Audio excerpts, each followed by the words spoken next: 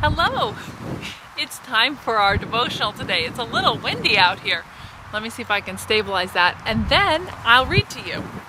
It starts with these words. After the death of Moses, the servant of the Lord said to Joshua, son of Nun, Moses' aide, Moses, my servant, is dead. Now then, you and all these people get ready to cross the Jordan River. Joshua 1:1 and 2. Yesterday you experienced a great sorrow, and now your home seems empty. Your first impulse is to give up and to sit down in despair amid your dashed hopes. You must defy that temptation, for you are at the front line of the battle. And the crisis is at hand. Faltering even one moment would put God's interest at risk. Other lives will be harmed by your hesitation, and His work will suffer if you simply fold your hands. You must not linger at this point, even to indulge your grief. A famous general once related this sorrowful story from his own wartime experience. His son was a lieutenant of an artillery unit, and an assault was in progress.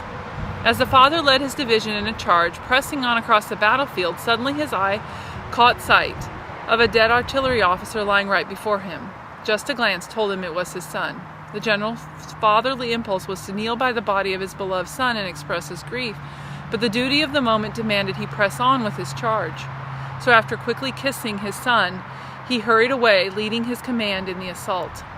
Weeping inconsolably beside a grave will never bring back the great treasure of lost love, nor can any blessing come from such great sadness. Sorrow causes deep scars and indelibly writes its story on the suffering heart.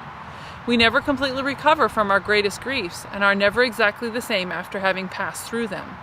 Yet sorrow that is endured in the right spirit impacts our growth favorably, and brings us a greater sense of compassion for others. Indeed, those who have no scars of sorrow or suffering upon them are poor.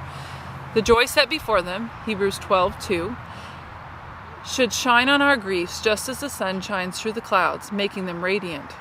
God has ordained our truest and richest comfort to be found by pressing on toward the goal. Sitting down and brooding over our sorrow deepens the darkness surrounding us, allowing it to creep into our heart, and soon our strength has changed to weakness. But if we will turn from the gloom and remain faithful to the calling of God, the light will shine again, and we will grow stronger. Lord, you know that through our tears of hasty, selfish weeping comes surer sin, and for our petty fears of loss you have in keeping a greater gain than all of which we dreamed. You know this, that in grasping the bright possessions which so precious seemed, we lose them, but if clasping your faithful hand we tread with steadfast feet the path of your appointing, there waits for us a treasury of sweet delight, royal anointing, with oil of gladness and of strength. I'm glad that God can redeem our sorrow, that He can use it. And I also like that this reading didn't say we don't feel pain, because we do. But in the pain we continue to go forward, and we can do that because God is with us.